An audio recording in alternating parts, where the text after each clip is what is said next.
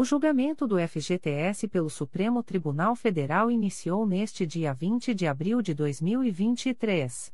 Estava presidindo a sessão a ministra Rosa e presencialmente estavam apenas o ministro Barroso, relator do processo que já proferiu seu voto, e o ministro Alexandre de Moraes, que ainda não votou. É claro que a Caixa Econômica Federal, gestora do fundo, não quer essa atualização e nem a retroatividade. E por quê? Porque esses valores estão sendo usados para outros fins diferentes daqueles que foram destinados pela Constituição. Mas o martelo não foi batido. Se você gosta desse tipo de conteúdo, se inscreve no canal. É de graça. Isso me ajuda muito a continuar o trabalho do canal. O FGTS é um pecúlio que somente existe porque é descontado do trabalhador 8% mês a mês do seu salário. É como se fosse uma poupança compulsória. O que no voto foi reconhecido pelo ministro Barroso. A argumentação da Caixa Federal foi no sentido do prejuízo a financiamentos.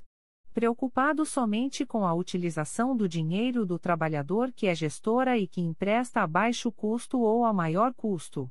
O que Barroso em seu voto também afastou, defendendo ser direito do trabalhador. Nesse processo se argumenta que a correção do FGTS pela TR representa um enorme prejuízo para os trabalhadores de 27 bilhões de reais em 2013 e de 6,8 bilhões de reais apenas nos 2 primeiros meses de 2014. O Solidariedade, autor da ação, argumenta ainda que o FGTS pertence ao trabalhador e, ao corrigir as contas em índices menores que a inflação, o governo viola seu direito de propriedade, além de tirar do fundo seu poder aquisitivo real. Vamos ao voto do ministro Barroso. E ninguém discorda disso, que o fundo de garantia pertence ao trabalhador, a cada um individualmente, porque a conta é individualizada. O que a União faz, editando a legislação, e a Caixa como gestora faz, é gerir recursos de terceiros. E, portanto, quem está gerindo recursos de terceiros tem deveres mínimos, eu penso, de razoabilidade, inclusive decorrente da moralidade administrativa, para que não haja locupletamento indevido, para que não haja locupletamento ilícito. E a remuneração feita pelo mercado, ela leva em conta, como eu disse, segurança, liquidez e outras circunstâncias macroeconômicas. Portanto, na parte em que eu disse não há direito subjetivo à correção monetária e, portanto, eu não vou acolher o pedido de correção monetária, a correção monetária é uma das fórmulas, mas não é a única possível, e ela pode ser legitimamente substituída por um critério de remuneração a mercado, desde que compatíveis com as práticas de mercado. Eu fiz questão de destacar a possibilidade da correção monetária e a possibilidade de remuneração a mercado, porque o Fundo de Garantia do Tempo de Serviço, ao longo da sua história, passou pelos dois modelos.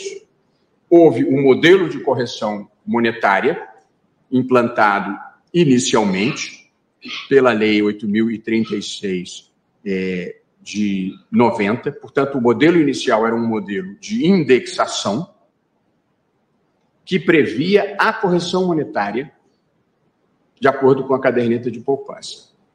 Depois, a partir de 91, teve início um processo de desindexação da economia e, portanto, se modificou o critério e passou a ser remuneração a mercado pela TR, mais juros de 3% ao ano, que é precisamente a legislação que está aqui sendo impugnada. Portanto, houve uma fase em que a correção monetária era um direito previsto em lei e há uma segunda fase em que se prevê uma remuneração a mercado TR mais juros de 3%. Só que quando houve essa modificação para a remuneração e se previu TR mais 3%, na verdade se estabeleceu um tipo de remuneração inferior ao da caderneta de poupança. o investimento mais conservador que existe no mercado financeiro. As cadernetas de poupança, elas rendiam TR mais juros de 0,5% ao ano. Portanto, juros mais de 2 vezes, se forem calculados de forma composta, mais de 2 vezes superiores ao que são pagos ao Fundo de Garantia do Tempo de Serviço. Portanto, é preciso examinar, presidente, na minha visão, se existe alguma justificativa idônea para a imposição de um modelo desfavorável de remuneração do FGTS em contraste com a caderneta de poupança, que é um investimento igualmente seguro, garantido também pelo governo federal e que remunera significativamente a mais. Qual é... E aqui é importante observar, quando vou procurar demonstrar por que considero o modelo atual inconstitucional, desde o início, a caderneta de poupança, é por isso que eu estou usando a caderneta de poupança como referência, desde o início, a caderneta de poupança foi utilizada como referência para o FGTS. Na fase de indexação, era igual à poupança, e na fase da remuneração a mercado, era o mesmo critério de correção da poupança, a TR, só que com juros menores. Mas a caderneta de poupança sempre foi a referência adotada pelo fundo, para o fundo de garantia. E, como disse, ambos os investimentos são seguros e garantidos pelo governo federal. Modo que o que justificaria remunerar a poupança do trabalhador em percentual inferior à remuneração da poupança das pessoas em geral, que têm caderneta de poupança? A resposta foi dada insistentemente na tribuna. É a de que, disse a União e disse o Banco Central, e todos os atores desse processo, a remuneração dos cotistas do FGTS, isto é, dos trabalhadores brasileiros, é pequena para permitir que o poder público ofereça financiamentos de interesse público com custo inferior ao do mercado em áreas como habitação, saneamento básico e infraestrutura urbana. É essa a pergunta que nós temos que fazer, se nós consideramos legítimo que a poupança dos trabalhadores seja remunerada de maneira desfavorável em relação à menor rentabilidade do mercado, que é a da caderneta de poupança, para financiar projetos de interesse público. E quanto a este ponto, não há dúvida. Esta foi a tese defendida da tribuna pela União e pelo Banco Central. A de que remuneram abaixo do que seria o mínimo razoável de mercado para financiar projetos de interesse público. Vejam, então, os trabalhadores, inclusive os que se encontram nos estratos mais vulnerabilizados e hipossuficientes da população, têm parte do seu fundo de garantia, isso é, da sua poupança compulsória para o caso de desemprego, sacrificada para custear investimentos que interessam à sociedade como um todo. Essa não é uma premissa disputada aqui, essa é uma premissa que todos estamos de acordo. Muito bem.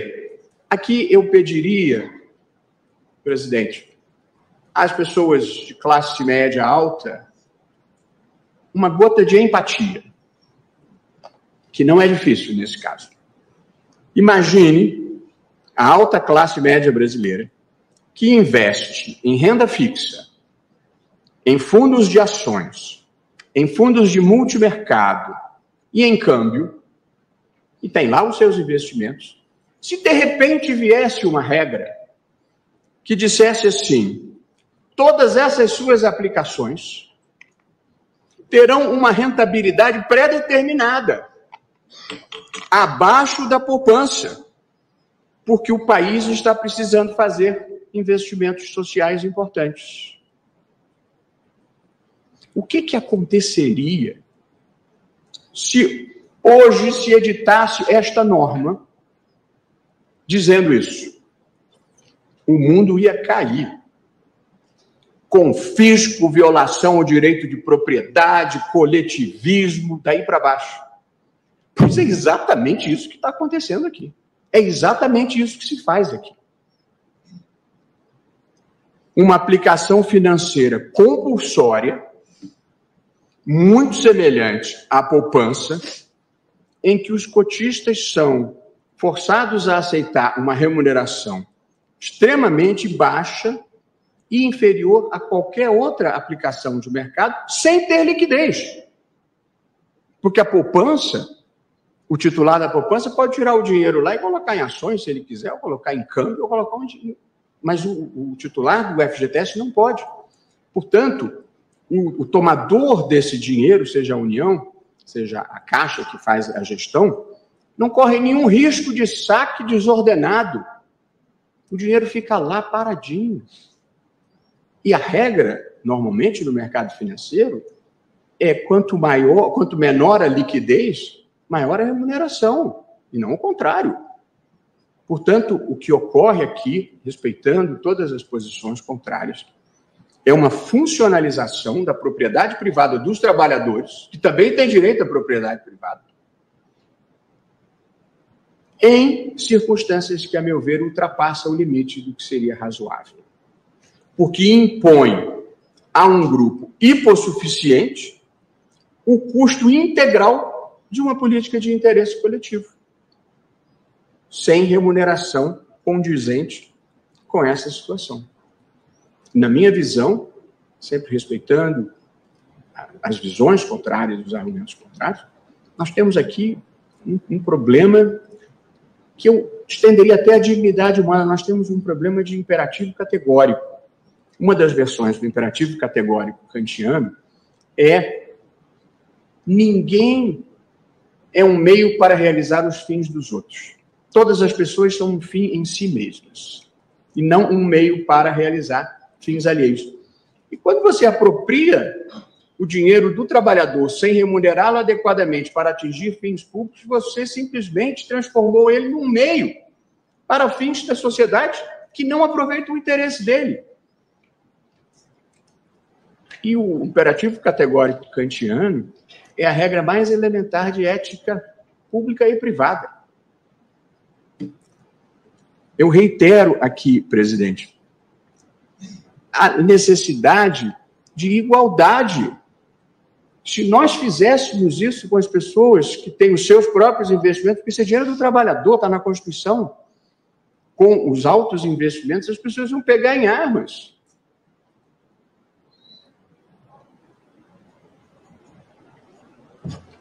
Portanto, simplesmente não é legítimo impor a um grupo social, e precisamente um grupo vulnerabilizado, um ônus de financiar com o seu dinheiro, porque isso não há dúvida, os projetos, as políticas públicas governamentais. Aqui há, na minha visão, uma inversão de valores a partir do momento em que há a desproporcionalidade, em que há a irrazoabilidade. Eu não estou dizendo, porque não acho, que seja errado utilizar o dinheiro do Fundo de Garantia do Tempo de Serviço para esses projetos. Eu acho que é certíssimo. O que é errado é usar uma remuneração baixíssima, fazendo com que o trabalhador financie os projetos que são governamentais. E aqui, presidente, e eu li o material e as informações, até porque advogados todos de primeira linha, com informações fidedignas, quando se lê as peças do processo, nós ficamos sabendo que os financiamentos ligados ao FGTS, eles variam em função da renda familiar de quem esteja sendo financiado. Portanto, há financiamentos que incluem empréstimos do fundo com juros de 5%, 6% e 7% ao ano. embora se pague apenas 3% de remuneração nos depósitos dos trabalhadores.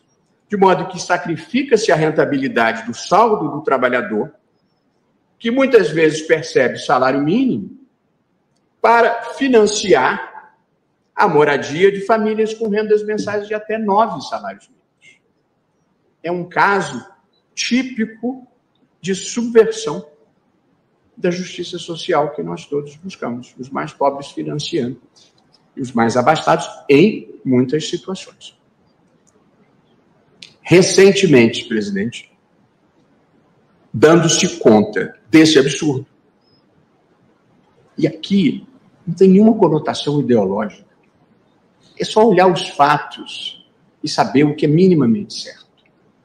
Recentemente, dando-se conta do absurdo, a legislação autorizou a distribuição aos cotistas do FGTS de parte dos lucros auferidos pelo fundo, melhorando a remuneração dos depósitos nos últimos anos. Porém, trata-se de uma distribuição facultativa e discricionária, para a qual não há sequer um critério objetivo definido. Diante disso, circunstancialmente, a remuneração pode estar sendo igual ou mesmo superior à poupança, mas sem nenhuma certeza ou garantia de que vai ser assim amanhã.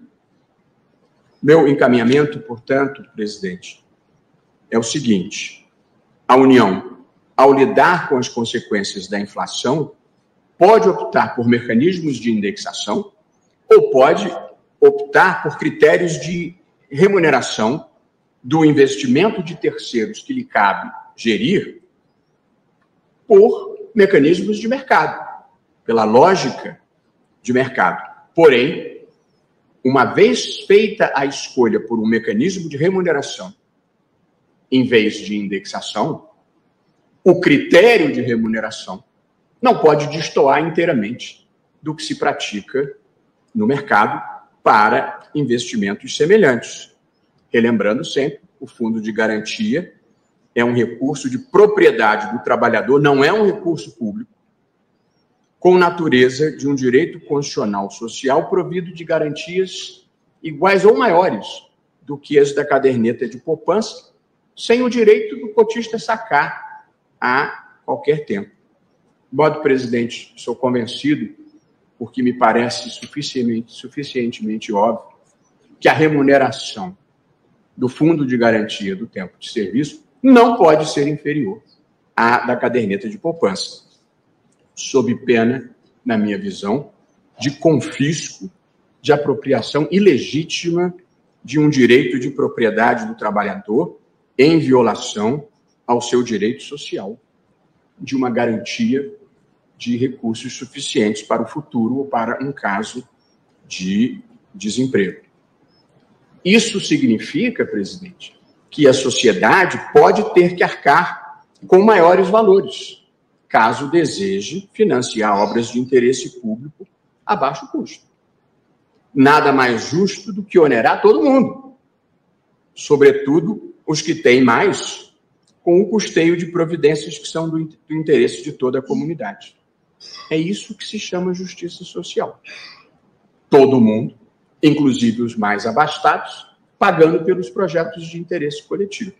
E não os menos abastados, os hipossuficientes, os trabalhadores, pagando com a sua poupança pelo interesse coletivo de todos.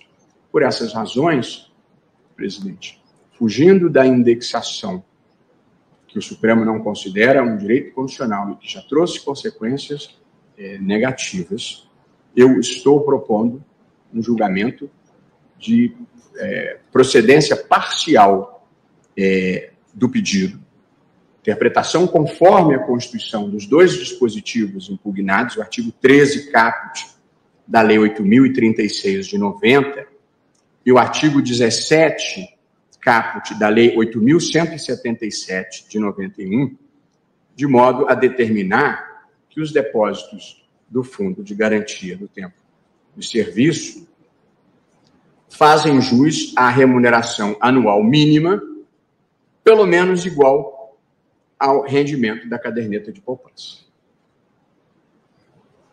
Por remuneração mínima, deve-se entender a taxa de rendimento, os juros aplicáveis, mais os lucros distribuídos, ou seja, o conjunto da remuneração não pode ser inferior à poupança. Eu aprecio muito brevemente o segundo pedido e tranquilizo desde já o Dr. Jailton Zanon no tocante à remuneração da Caixa Econômica Federal. A Caixa Econômica Federal, ela faz a gestão do FGTS e é quem assume o risco do crédito do FGTS. Até 2007, a Caixa percebia valores fixos e percentuais sobre as operações de crédito realizadas com os recursos do fundo. Em 2008, atendendo a decisões do Tribunal de Contas da União e da Controladoria Geral da União, aprovou-se uma nova fórmula de remuneração para a Caixa, correspondente à taxa de administração fixa de 1% ao ano. De modo que a Caixa não retém em seu proveito eventuais diferenças decorrentes da aplicação da ATR. Portanto, não há, a meu ver, o enriquecimento ilícito afirmado. De modo que, tal como vige hoje a taxa de 1%, nós estamos falando das taxas praticadas e aceitáveis de mercado. E, portanto, não entendo que haja enriquecimento ilícito da Caixa e, portanto, não estou acolhendo essa parte do pedido. Quanto aos efeitos temporais, as normas aqui questionadas, elas estão em vigor há mais de 3 décadas. Em 2014, questão semelhante a esta, que nós estamos discutindo aqui, foi considerada desprovida de repercussão geral pelo Supremo, no ARE 848-240. Então, o Supremo não havia conhecido dessa matéria anteriormente em recurso extraordinário. Em 2018, o Superior Tribunal de Justiça, apreciando o recurso especial repetitivo, afirmou que não compete ao Judiciário substituir a TR por outro índice de correção monetária, questão próxima àquela que nós estamos examinando aqui. De modo que a decisão do Supremo em 2014 e a decisão do STJ em 2018 criou uma percepção de estabilidade do quadro normativo até aqui vigente.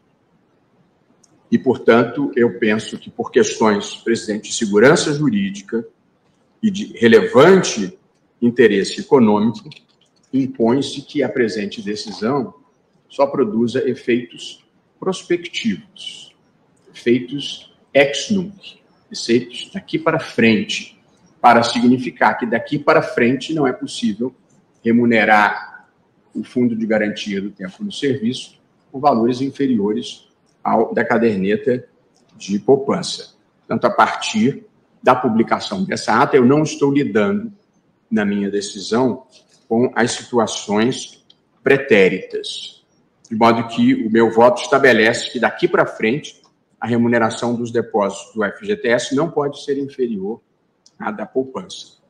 Quanto às perdas injustas alegadas do passado, que venham a ser demonstradas, eu penso que elas devam ser equacionadas pela via legislativa ou por negociação coletiva com o Poder Executivo. Mas a verdade é que o Poder Judiciário está criando uma situação nova em rigor e a minha visão antiga é a de que quando se cria uma situação nova, ela deve valer prospectivamente, apenas para frente. Mas eu não estou negando, apenas não estou tornando objeto de deliberação que tenham havido perdas, que elas possam ser demonstradas.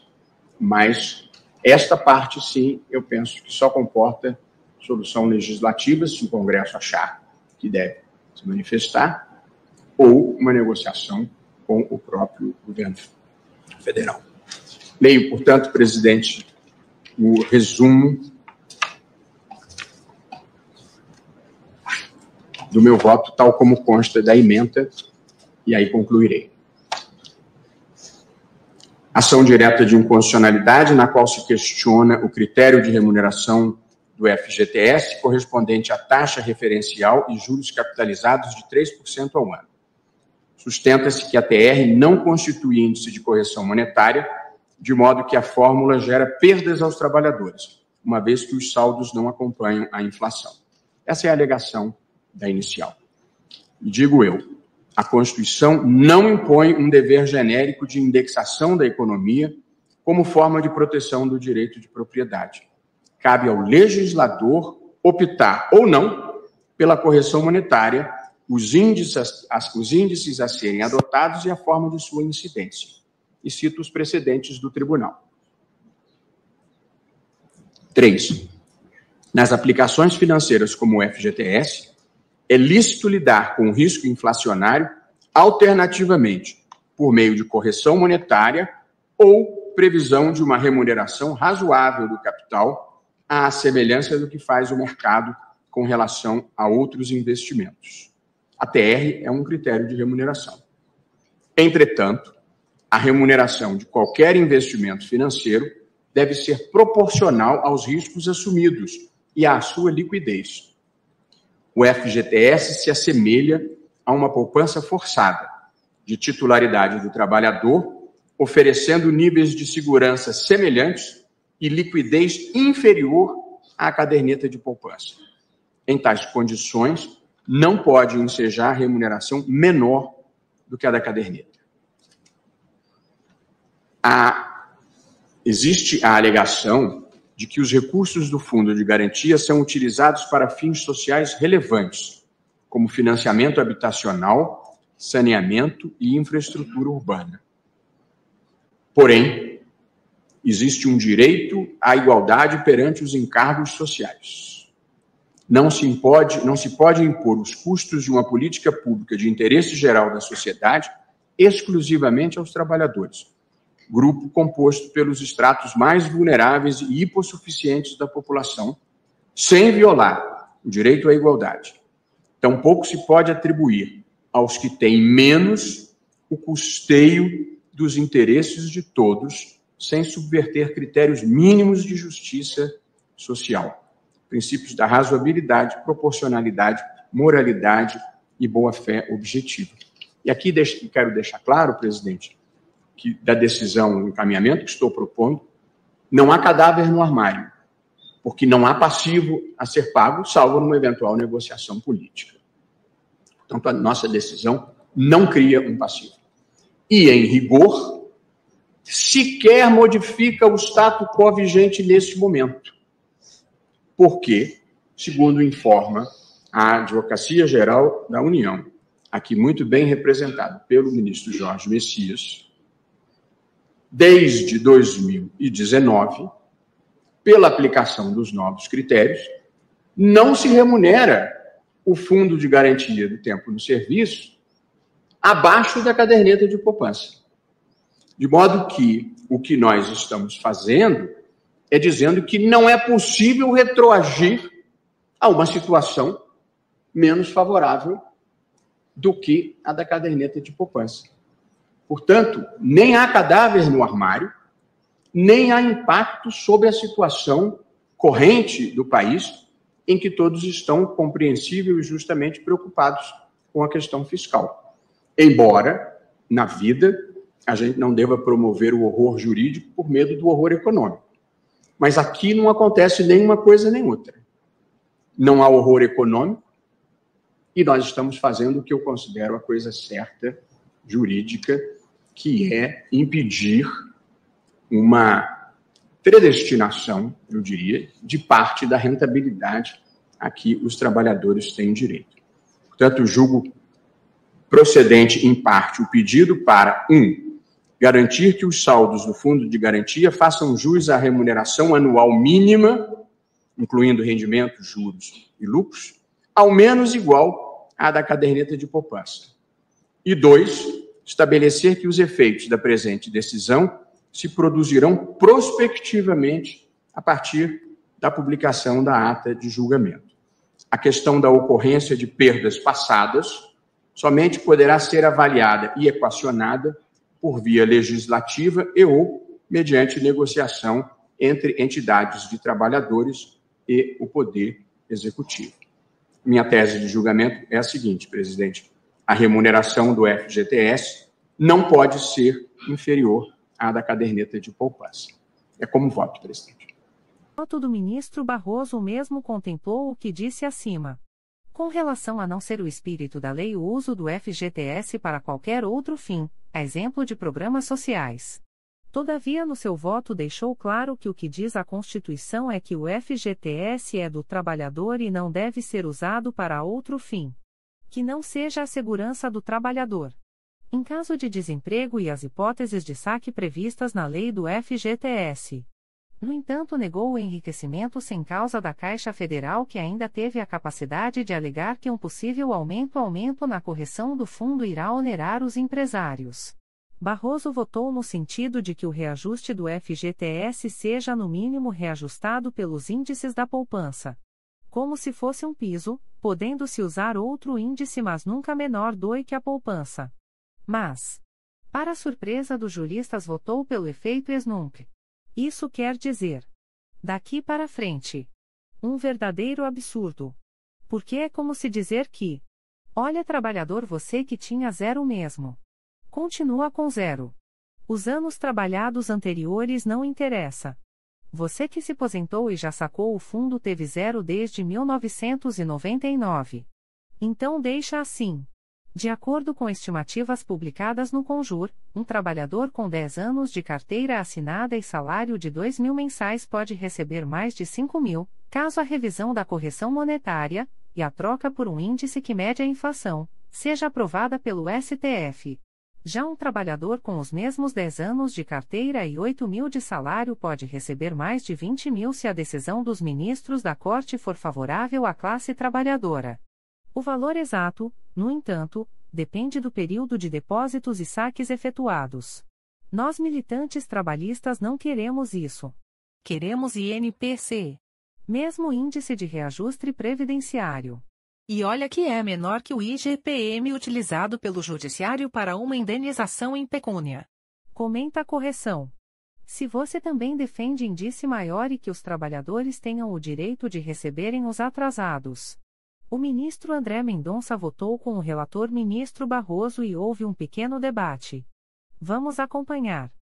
Adicionar a tese Vossa Excelência me permite um brevíssimo comentário? Sim. Já vamos ouvir. Veja, o que o ministro André afirmou... Ele mesmo vai explicitar. Certo. O que o ministro André afirmou é a reiteração de uma jurisprudência que prevaleceu no Supremo, de que a TR não é critério de correção monetária. E eu estou de pleno acordo com essa afirmação do ministro André.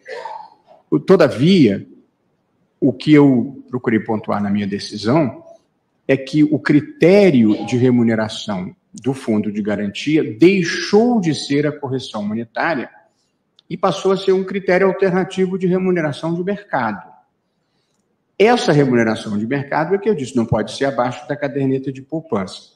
Portanto, eu não me opus de fato à TR, teria me oposto se eu considerasse que o critério era de correção monetária, mas eu acho que o critério adotado pelo legislador é um critério distinto do da correção monetária. Por isso eu não me incomodei em permanecer a TR, desde que assegurado esse patamar mínimo. Pelo que entendi do voto do ministro André, ele não diverge desse ponto de vista, mas aí, como ele está presente, vamos ouvir a interpretação autêntica. É que ele declara inconstitucionalidade. Pois não, ministro André? Eu iria questionar exatamente Vossa Excelência para poder fazer o lançamento do voto.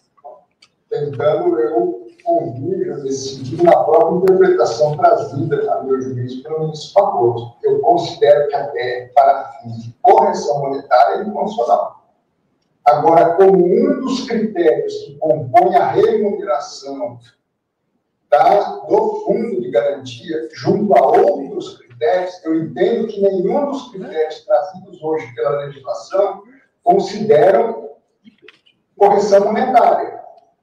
E o próprio voto do ministro Luiz Roberto Barroso, ele tenta afastar essa questão do nominalismo, a questão da correção monetária como uma feição constitucional trazida obrigatoriamente em todas as considerações que são aportadas na realidade econômica. Não deixa de ser hoje um critério para compor, junto a outros elementos que hoje a legislação traz, válido nessa outra dimensão, repito, que não a da correção monetária. Obrigada, ministro André. Eu vou fazer a leitura da parte dispositiva do voto do ministro Luiz Roberto Barroso, porque eu preciso fazer o lançamento, né, para ver se Vossa Excelência acompanha essa parte dispositiva, porque eu também fiquei com mesmo sentimento do ministro Luiz Fux no sentido de um reconhecimento de inconstitucionalidade enquanto tal, mas pode ser uma questão da percepção.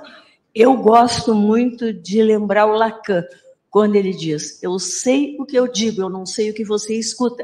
E, às vezes, o nosso ouvido, de fato, né, no momento, não tem a percepção adequada. Então, eu Presidente, faço... Vossa Excelência me permitiria ler o dispositivo? Porque teve uma pequena modificação, ou posso mandar novamente? Não, eu fico tranquila, porque Vossa Excelência diz que é porque houve uma pequena alteração. Não, é porque... Porque senão eu ia achar que Vossa Excelência não gosta da minha voz, eu ia ficar muito triste. Se Vossa Excelência ler no computador, eu lhe mando por zap. Agora, Vossa Excelência lê, muito melhor. Não, eu até estou com um problema na minha voz, eu pedi que Vossa Excelência lê. Me faça a gentileza. Tá bom. Então, o dispositivo ficou assim. À luz de tais argumentos, voto no sentido de 1. Julgar parcialmente procedente o pedido, a fim de interpretar, conforme a Constituição, os dispositivos impugnados para declarar que a remuneração das contas do FGTS não pode ser inferior à da caderneta de poupança. E 2, estabelecer que os efeitos da presente decisão se produzirão prospectivamente a partir da publicação da ata de julgamento. E 3, assentar que a discussão sobre perdas passadas deve se dar em sede legislativa ou de negociação entre entidades de trabalhadores e o Executivo. Firmo a seguinte tese: a remuneração do FGTS não pode ser inferior à da caderneta de poupança. É que tinha faltado a interpretação conforme. Obrigada, ministro. Presidente, pois não. Permite, pois não. Até para evitar essa dupla interpretação, eu vou ajustar aqui a parte dispositiva, até porque a essência, eu digo, é a mesma, de parcial procedência. Apenas a forma, talvez, de dispor ao final é que haveria aí uma divergência de enunciados. Então, eu adero integralmente nesse ponto ao dispositivo trazido pelo ministro Luiz Roberto Barroso, apenas conseguindo, ao final, também que a TR não é, e até porque Sua Excelência, nesse ponto, acho que converge também, não é um critério de correção monetária, como já reiteradamente reconhecido pelo Supremo Tribunal Federal. Eu apenas fiz essa consideração porque nós estamos decidindo hoje um parâmetro normativo. E o próprio ministro Luiz Roberto Barroso considerou que esse parâmetro ele não tem uma vinculação obrigatória, mesmo na questão da remuneração compartilhada dos resultados do fundo. Então, apenas para se evitar que futuramente se considere a TR como um critério específico de correção. Não considero inconstitucional como um critério a mais no ponto da remuneração. Só reiterando isso. Obrigada. Então, Vossa Excelência está acompanhando o voto do eminente relator, da suspensão do julgamento pelo horário de encerramento da sessão, que, após o voto do eminente relator, nos exatos termos que acabaram de ser explicitados pelo ministro Luiz Roberto Barroso e do voto do ministro André Mendonça, também no sentido da parcial procedência da ação, a sessão foi encerrada sem o voto dos demais ministros, inclusive de Alexandre de Moraes, que estava presente devido ao adiantado da hora e remarcado a sua continuidade para o dia 27 de abril de 2023. Faltando 8 ministros para votar porque Lewandowski se aposentou e o STF está com 10 ministros. Faltam votar os ministros: ministra Rosa Weber, ministro Gilmar Mendes, ministra Carmen Lúcia, ministro Dias Toffoli, ministro Luiz Fux, ministro Edson Fachin, ministro Alexandre de Moraes e ministro Nunes Marques. Desta forma, o julgamento terá sua continuidade no dia 27 de abril de 2023 e o placar está em 2-0.